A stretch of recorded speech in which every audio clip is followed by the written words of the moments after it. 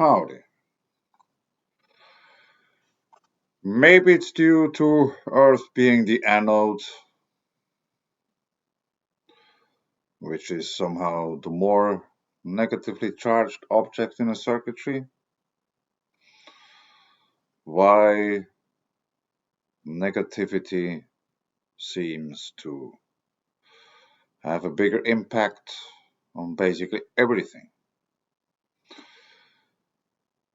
This is yet another attempt to bring something positive, food for thoughts and stuff like this,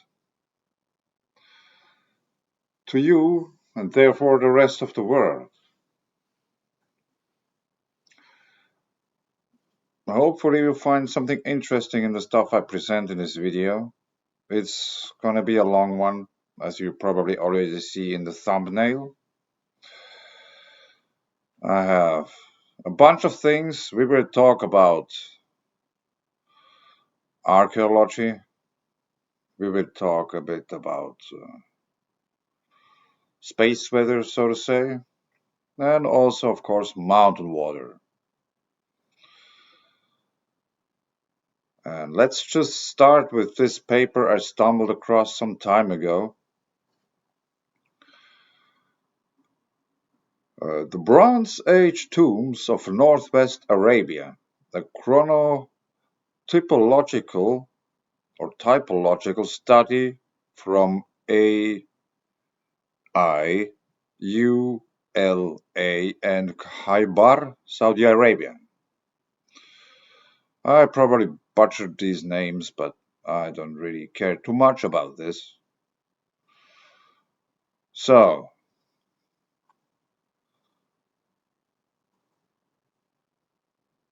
abstract.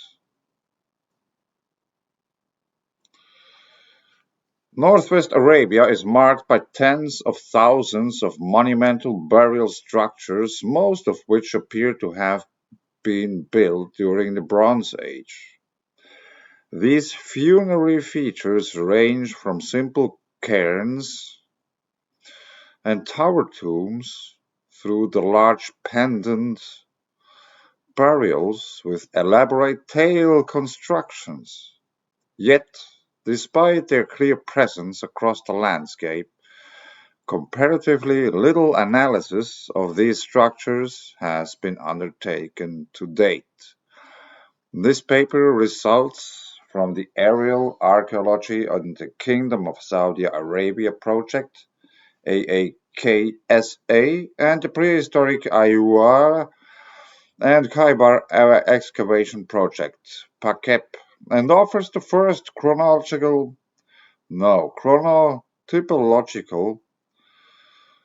study of Bronze Age funerary landscape from the countries of Ayua and Khaybar, northwest Saudi Arabia. Introduction. Remote sensing, aerial photography, and ground survey have identified tens of thousands of monumental burial structures across northwest Arabia, most of which appear to have been built during the Bronze Age, about 3000 to 1200 years BCE. These range in form from simple cairns, however you spell that word, cairns, and tower tombs to large pendant tombs. A pendant tomb consists of a head which contains the burial cyst and a tail structure, which can be anything from simple stone piles to monumental geometric shapes. A significant number of these pendant burials are located along funerary avenues, pathways that are flanked by thousands of tombs that connect many of the oases of the region. However, in comparison to the funerary landscapes of greater southwestern Asia, comparatively little work has been undertaken on the development and evolution of these structures across the Bronze Age of northwest Arabia. This paucity of research has limited our understanding of one of the region's most ubiquitous architectural forms. However, over the last 5 years, the aerial archaeology and in the Kingdom of Saudi Arabia project and the subsequent prehistoric Ayutthaya and Khaybar excavation project, the University of Sydney, have surveyed, sampled, and excavated dozens of these tombs across the counties of Ayutthaya and Khaybar, Saudi Arabia. This work has provided a preliminary understanding of the development of the Northwest Arabian Bronze Age funerary landscape. The present paper reveals the results of this study, and in the first chronotypological sequence for monumental Bronze Age tombs of Northwest Arabia. Development of monumental tombs across the Arabian Peninsula. Above-ground monumental tombs are visible across the Arabian Peninsula from as early as the 6th millennium BCE. So here we have a few pictures. Figure 1. Can we fit it here like a little bit nicer? Maybe like this. A. A cairn tomb. A central cyst or kist chamber surrounded in loose, unfaced stone. Typical dimension 1 to 10 meters. B. Tower tomb. A central cyst chamber surrounded by a faced stone structure constructed in distinctive courses. Typical dimension 2 to 5 meters. C. Infilled ringed cairn. Central cairn tomb with ring wall area between the outer wall and cairn filled with loose stones. Typical dimensions 4 to 10 meters. D. Triangle. A triangular associated feature. They do not include burial chambers. Typical dimensions 5 to 30 meters. E. Pendant tomb consists of the tomb head with a tail structure tail. Pendant tombs come in a variety of different forms. See Dalton et al. Typical dimensions 10 to 100 meters. Now it's this one with the tail. Now let's go a little bit down and check out some pictures. Still yet. Here, for example,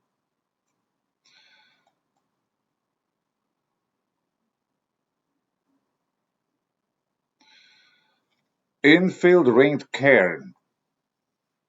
And here we have the dates 3000, 2500, 2000, 1500 BCE.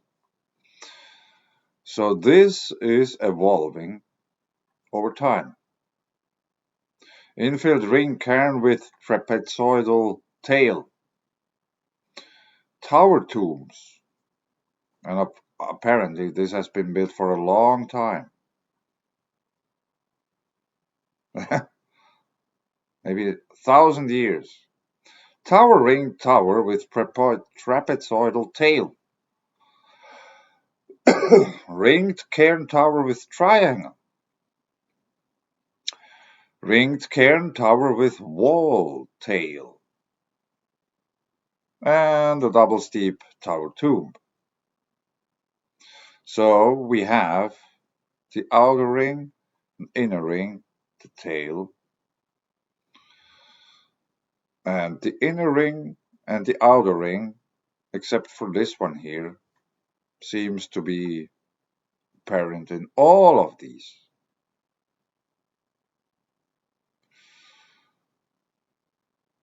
Here we have some close-up pictures of these, some more.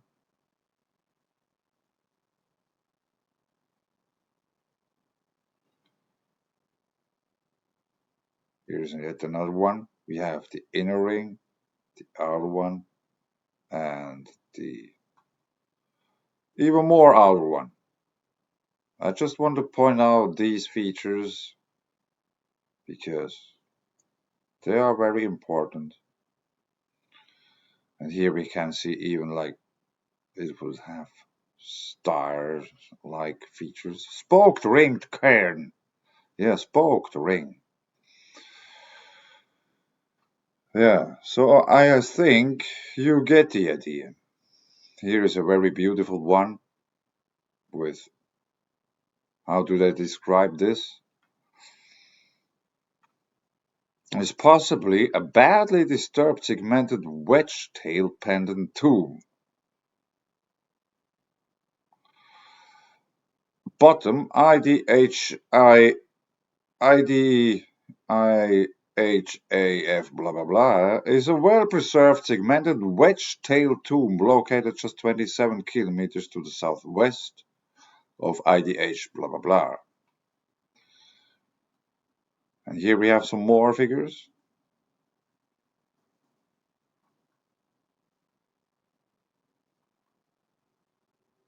Maybe you should take a look at this one as well again. You can see it's segmented.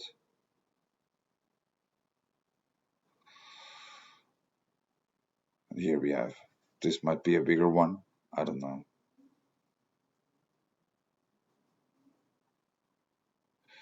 Conclusion, the data presented here present the first chronotypological analysis for the monumental burials of the Northwest Arabian Bronze Age. Based on the available data from this region and beyond, the dawn of the third millennium BCE marks the beginning of a new cultural epoch across the Arabian Peninsula. With the construction of thousands of highly visible monumental tombs, typologically, the tombs of Northwest Arabia are the most varied and structurally complex in design, starting as relatively simple structures, echoing the earlier cairn and tower tomb forms present across the wider region before the third millennium BCE, albeit not currently identified in northwest Saudi Arabia. These features increased in size and architectural complexity as the millennium continued. However, towards the middle of the second millennium BCE, many of these monumental burials begin to be replaced by smaller and simple constructions, such as stepped tower tombs. By the beginning of the first millennium BCE, tomb construction appears to have been limited to smaller cairns and tower tombs or reuse of earlier structures.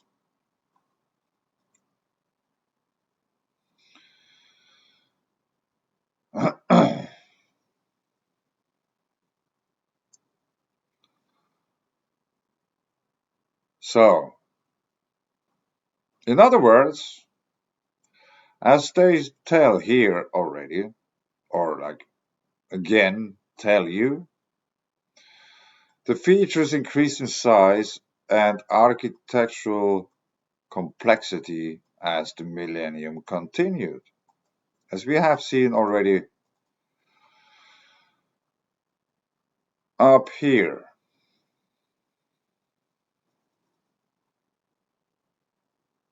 here we have the time, calibrated dates, 3500 BCE, 3000 BCE, 2500. So as time went on, the structures evolved, they changed, but they still kept more or less some of the features. There's a dot at the center and a ring. And apparently, we haven't read the whole paper, of course, but It seems to me that they don't really know why people were building these kind of structures.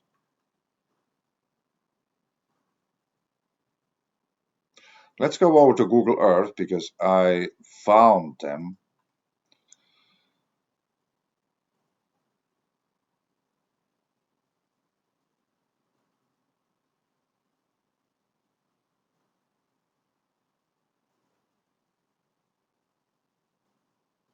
Or at least part of them. And as you can see already, here says Saturn myth, because there are many of these.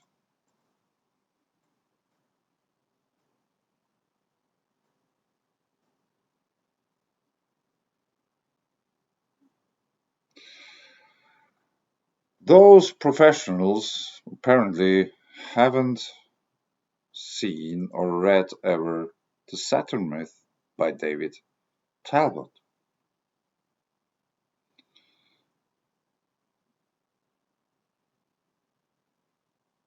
A reinterpretation of rites and symbols illuminating some of the dark corners of primordial society.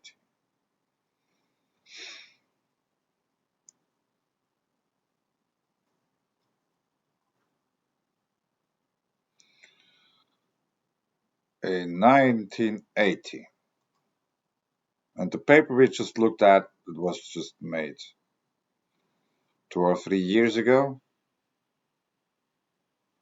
And I will put links below, as I always do, to all of the things. You can make your own research. But let's just have a very quick glimpse into this very interesting book, and then I will show you still some videos, or at least one which is relating to this very topic. Velikovsky set forth his claims of celestial catastrophe in his book Worlds in Collision, published in 1950, proposing that first Venus and then Mars in the period 1500 to 686 BC so disturbed the Earth's axis as to produce worldwide destruction. The book became an immediate bestseller and the focus of one of the great scientific controversies of this century. Yeah, it's actually the last century already.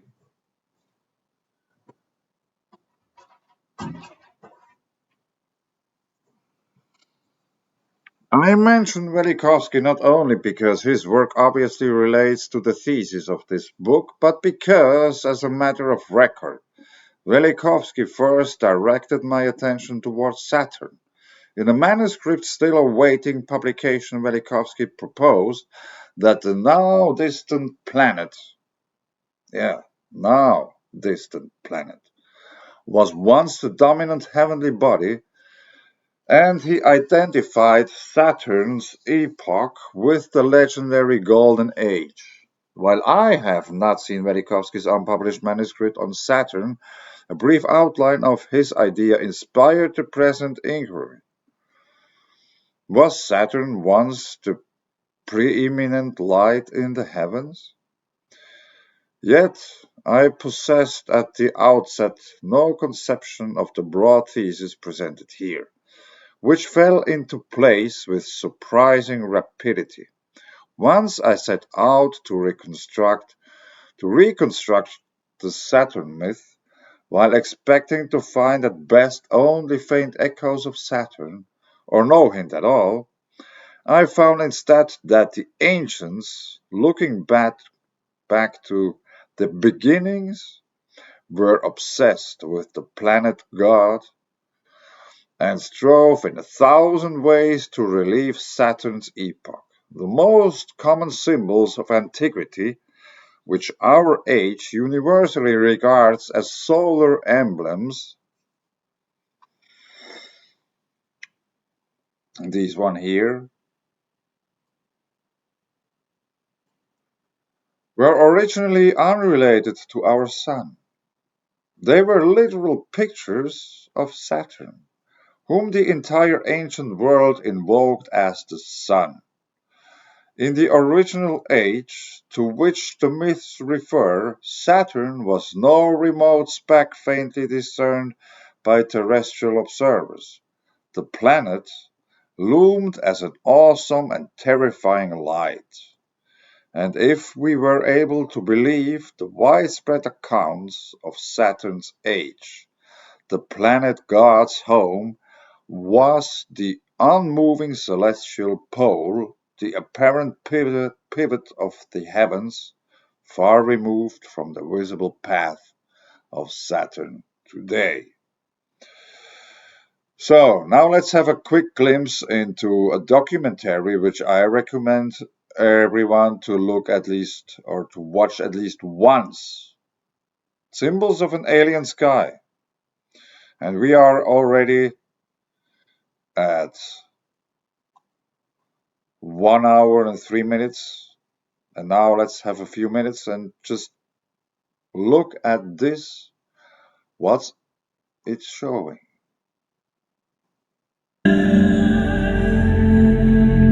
A pronounced movement of Mars occurred close to but not precisely on the planetary axis. Now the celestial crescent appeared as the horns of the warrior himself, in his identity as the bull of heaven.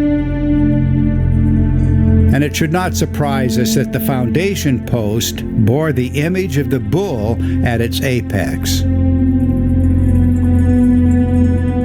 When it reached the Earth, the stream presented the form of a great pillar or cosmic mountain.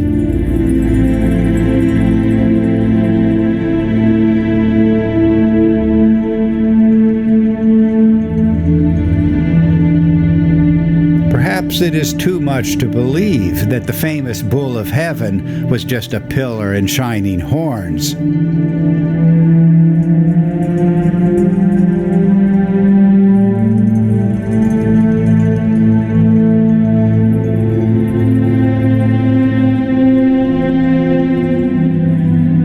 Events, we will trace the worldwide myths of the heaven-lifting cosmic giant, the first active form of the warrior hero.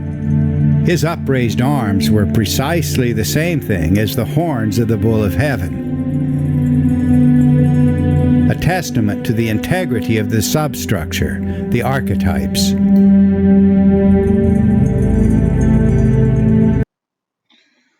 Now look at this once again.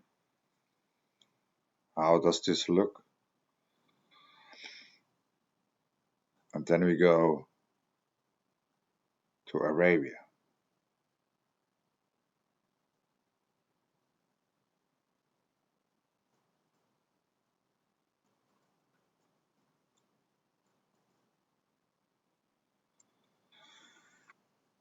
Yeah, it really does look the same.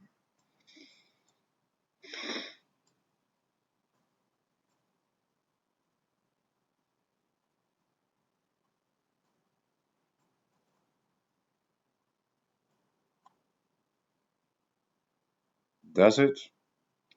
Or does it not? This thing here and these things here. That might be the reason for why they built these. And just for a very short explanation, that's Mars. And probably Earth was receiving sand from Mars. This is Venus. And the thing here in the background is Saturn. Let's see if we have, it's not if, but we have a better explanation where it's, where does it say? Because they are aligned in a straight line first, but the alignment then changes. Let me just show you this as well.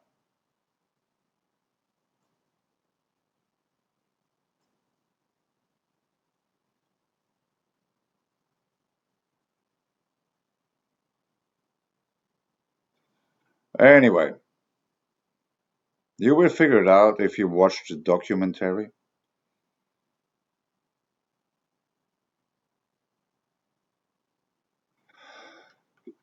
So let's go on to the next theme. Now we were talking about a little bit about the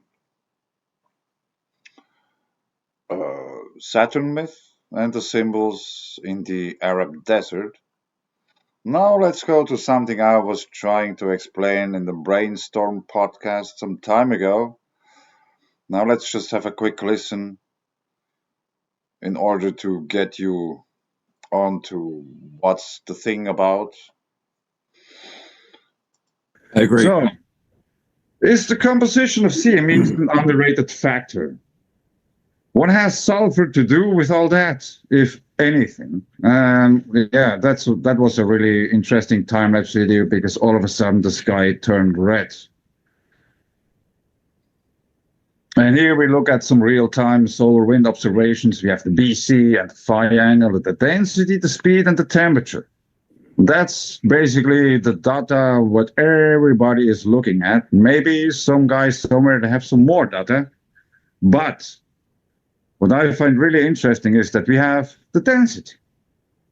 Okay, so if we talk about density, we need to assume that there is some stuff making up the density.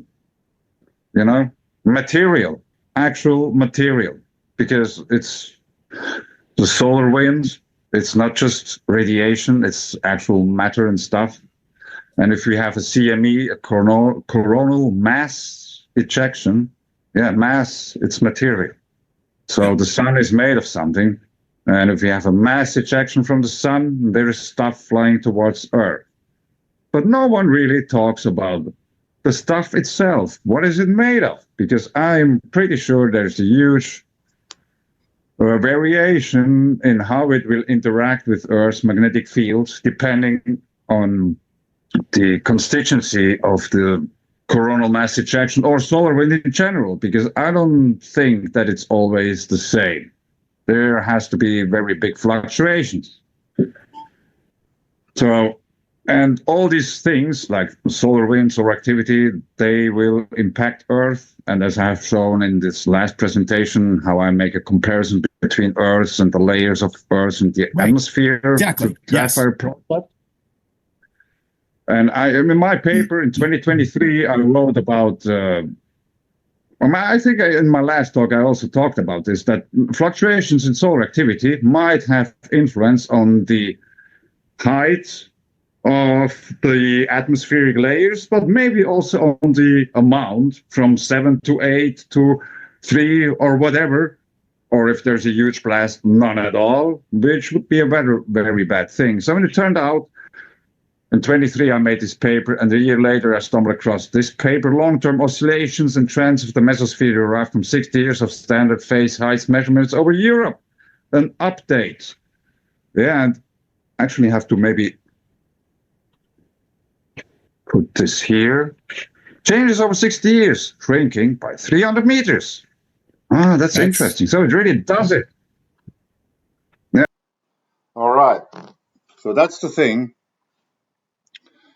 I was explaining, like taking the Sapphire project here with the different layers. Earth has also the different layers. And some time ago, I stumbled across this paper, Severe Shrinkage of Earth's Magnetosphere During the May 2024 Solar Storm, which was published this year, some time ago. Which, once again, I won't make a read through this, but it's basically, it's once again confirmed that Earth's atmosphere, let's take all the layers to the magnetosphere, the variation in the size of the spheres or the height of our atmospheres can vary very bigly. So In other words, this also might very heavily imply that the auroras could touch the ground, as many ancient people explained. Ancient Finnish people, they're talking about, or they were talking about, if there's like an auroral display, wear a hat. Don't talk loudly outside, don't whistle, don't make the auroras angry, because they could come down and kill you. Nowadays people, oh look, oh, there's aurora, how beautiful. Oh. They are not afraid of the auroras. And if you ask them, what do you think?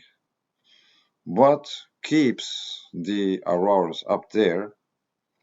Very often it turns out that I don't know. I have never thought about this. So it's Earth's magnetic field, basically, that keeps them up there. And the magnetic field is powered by the Birkeland current that flows through Earth. So, now let's go over to Google Earth once again and check out some quakes in the Alps. I made some place marks here. The yellow ones are rather new because I just a few days ago stumbled across these, but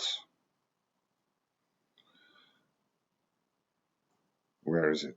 Here. Earthquake 4.2 Winterthur, Switzerland. No, it's not Winterthur. Winterthur is up here somewhere. Where is it?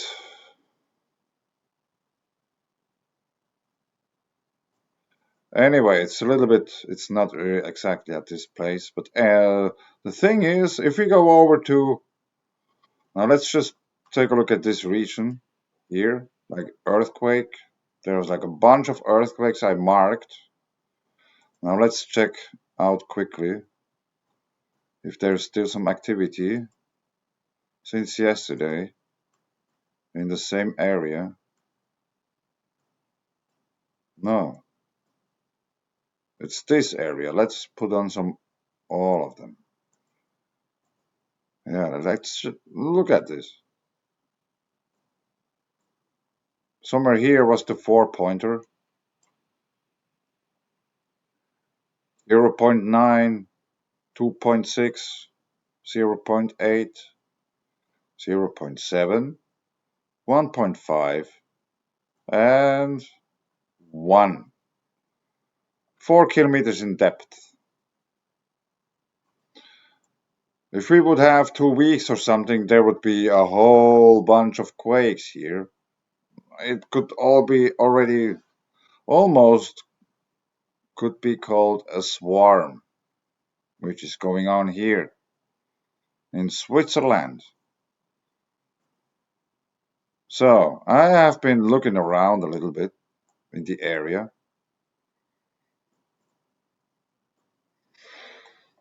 And here we have this one lake. And as I have been explaining already many times, I came to the conclusion that basically glaciers are volcanic features that makes every glacier-carrying mountain a volcano. Geothermal activity, or let's say the geothermal potential. Wherever we have water pouring out somewhere off the ground, it's a volcanic feature, because Earth functions as a capacitor in space, and water seems to be one of the most volatile elements that conducts electricity. So, and if we have earthquakes and look at a little bit at the area here, we can see how the water is flowing down. Yeah, it's because of the snow in the winter. Yeah, partially, but that's not the whole story. If you look a little bit closer, it's not that sharp, this picture, but you can see here, there might be a well, and we have some water veins because we have dark spots here. We have some features here that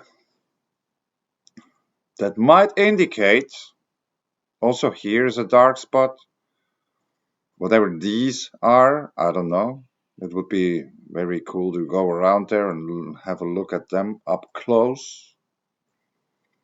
And here we have a Hagebach, which is a small stream. In other words, it has a name.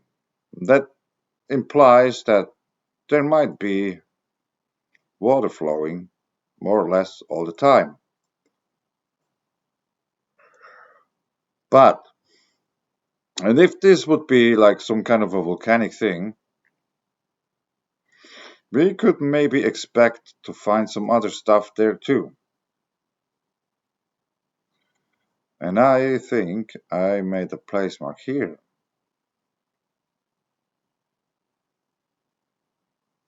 Schwefelquelle, a sulfur spring.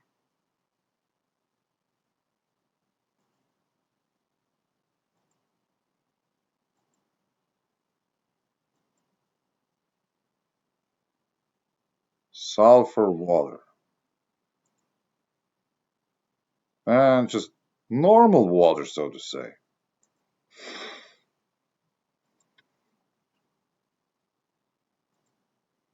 I think there has been some better picture as well. Now let's take out the magnifier. Sulfur water. Temperature 6 to 8 degrees.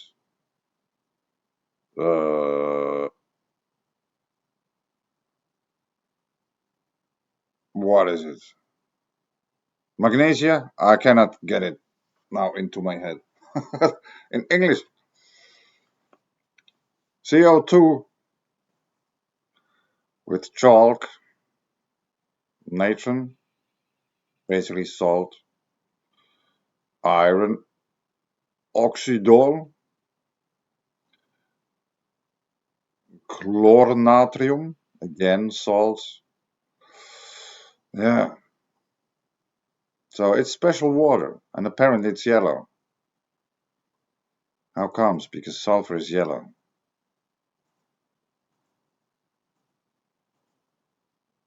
And here you have it once again. So there is stuff in this water that also not only might be healthy, but it's also conducting electricity differently, because pure water H2O doesn't conduct any electricity, but there is almost nowhere pure water found in nature. In 1500s, yeah, actually, let's go to, maybe there's a Wikipedia page on this. No. But that's a very, very old place. And here is also where we can take baths, a bath house with this spring associated. Like I explained many times in many other videos, in my MOUNTAINWATER playlist, you find probably a few hundreds of these. Wherever you see Bad in the German-speaking region, there is some special water coming out of the ground somewhere. And the funny thing is, talking about mountain water and stuff like this, where we had this 4.2 earthquake, which was here. The nearest place is Unterwasser. No, now I clicked on the wrong one. How does it? Unterwasser. Yeah, I found this very funny. Talking about mountain water, now we have Unterwasser, underwater. Sulfurwater, mountain water, underwater. It is a village in the Toggenburg region of the canton St. Gallen, Switzerland. Situated at the confluence of two streams forming the Upper Tour, known as Santis Tour, and Wildhaus Tour, formerly part of Wildhaus municipality, but they are forming the Rhine as far as I remember. Yeah, there has been an abbey and all these kinds of things. Yeah, Simon Amman, the ski jumper, is from there as well. Yeah, that's very important. Anyway, apparently, if you live in this area with this healthy water, you can jump very far distances with skis. How does this all relate to mountain water and all these kinds of things? We had just these earthquakes, sulfur water, and there has been another earthquake as well, not in Switzerland, but in Austria. Some time ago. Yeah, actually, all these yellow place marks here as well, these are all sulfur springs in Germany. There might be many more. But now let's go over to Austria. There has been a 2.7 earthquake. 2.7.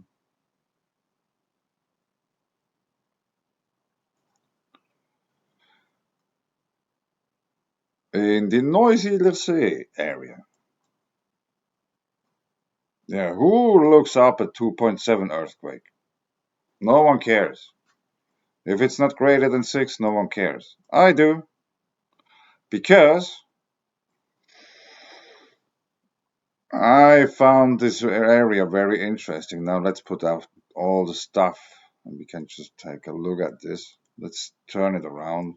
It's easier visible. So apparently the whole lake area, there seems to be something to this.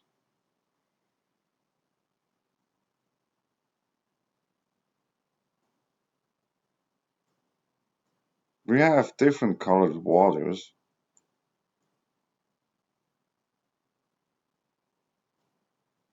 We have gray, brown or red, black, maybe green. I don't know if that's water. But I also found, first I saw this because that's easily spottable. And I thought, yeah, I don't know. Maybe that's some ice. Despite that's being made in the summer, this picture. There has been here also something.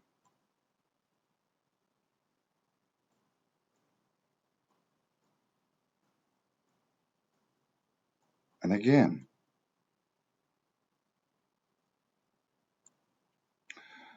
And for those who have seen my mud volcano videos, where I've been talking about not only is the mud coming out of mud volcanoes clay, but also every now and then they are salty.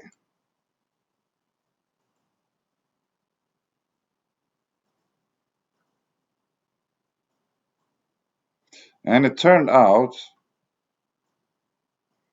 that these are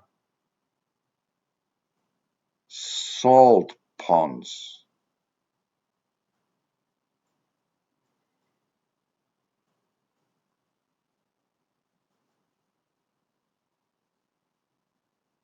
Hölle in English means hell.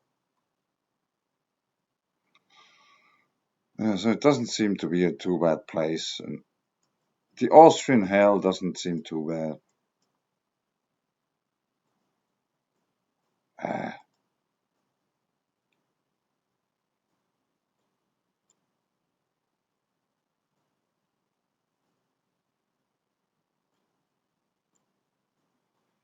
So the thing is, apparently,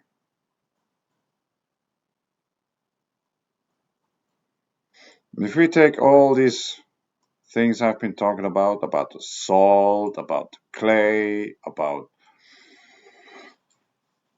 water in general, I think I have been, somewhere was written down, I found some place mark or something.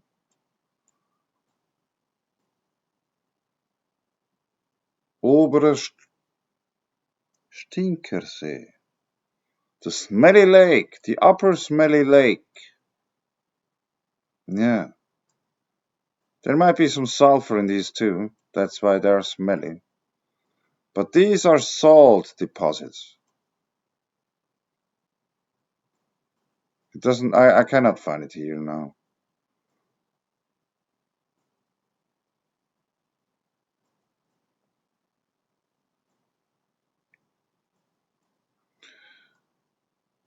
You just have to take my word for them being salt lakes. You can make your own research. If you figure out I have been talking some crap, tell me, but you will only find me what is it? You will find out that I have been correct. These white areas are all salt lakes. So in other words, maybe this whole noisy Sea area is a volcano. Yeah, think about that. Let's put out some place marks. It's too many. So then, if this would be a caldera lake, it would be some 30 meters long, 30 kilometers long. Maybe I just found a 30 kilometers wide volcanic caldera between two mountain regions. Maybe there's another one. No, it doesn't really. Maybe, I don't know. But Noisy Lassé in Austria seems to be something very interesting.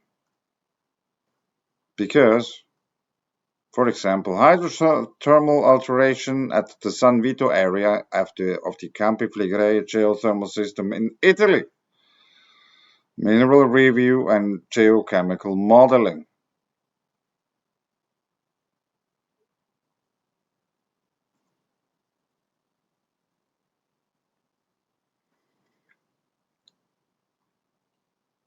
Because they are talking about the geothermal activity in this.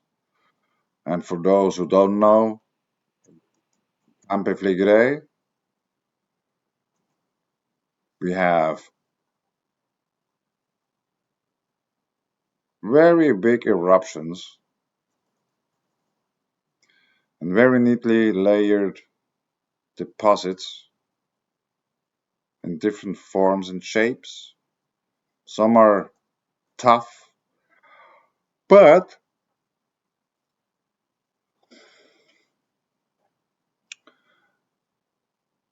a trachytic pre-caldera dome overlain by pyroclastic material from the Campanian ignimbrite eruption.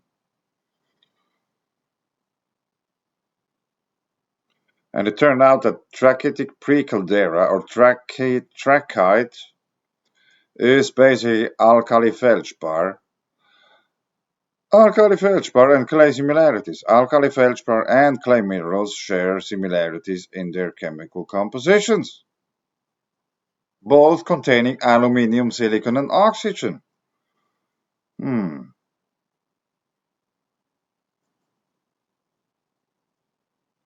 mean, I didn't explain it here, did I? That's what it was probably in my other presentation. Because it turned out that Earth crust contains about 8% of aluminium.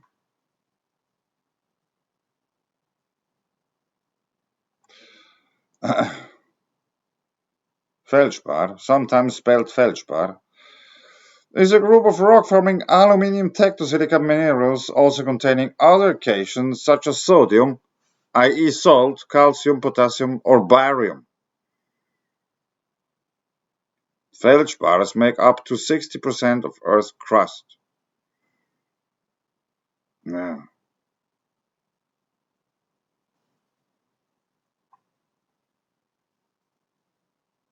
Feldspars crystallize from magma as both intrusive and extrusive igneous rocks, and are also present in many types of metamorphic rocks.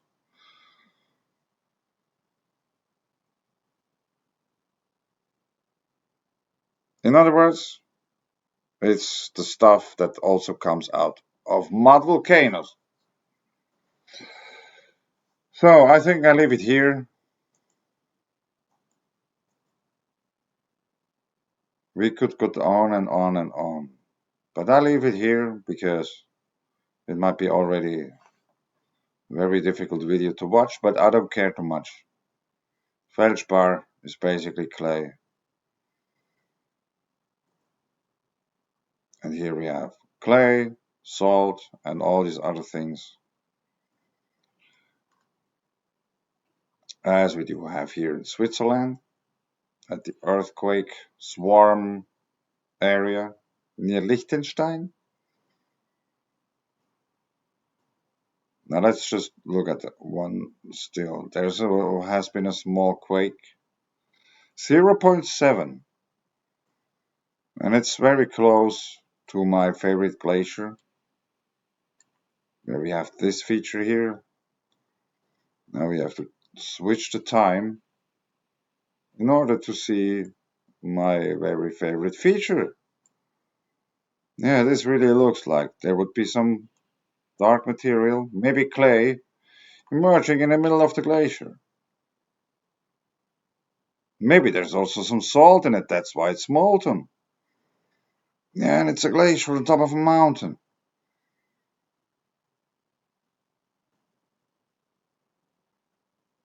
Maybe that's a very good proof for glaciers being volcanic features, right? And there's a water spring.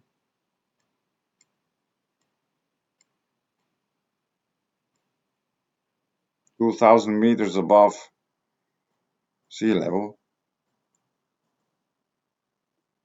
I think we have to put on the photos.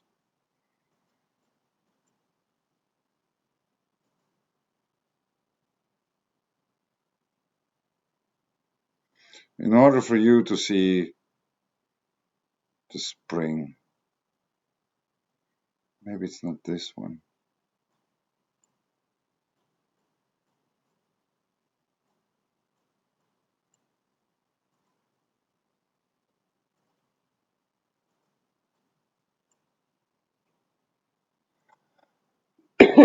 Now we're getting somewhere. That just sometimes takes a little bit of time. Water. Water. A water tap.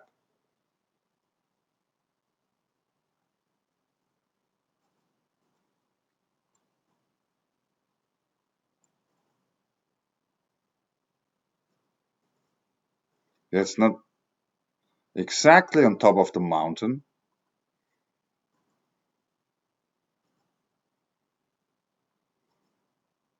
but it's on top of a mountain.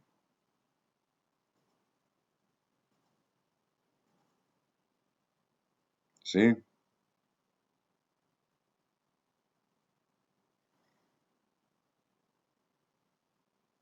And apparently it's not snow. There's no snow there, no melting water, but yet we have a water spring.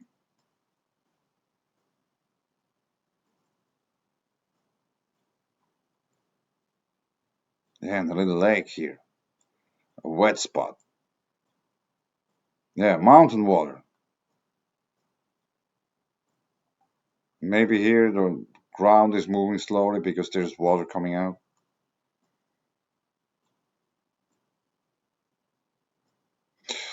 Yeah, it's mountain water.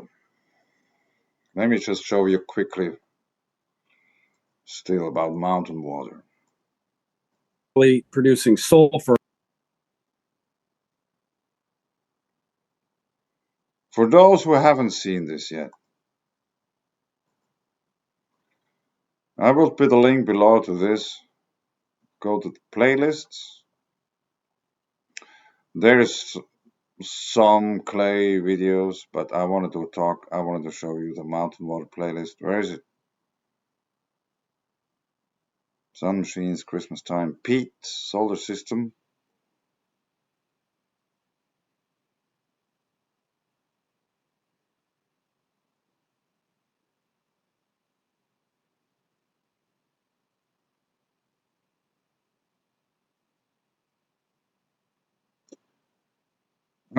Where is my mountain water playlist? Here.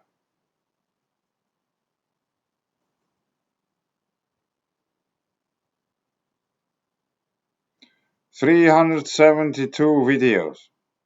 Mountain water, white rivers, glaciers." Yes. That's the last I put here. Mud volcanoes and salt lakes.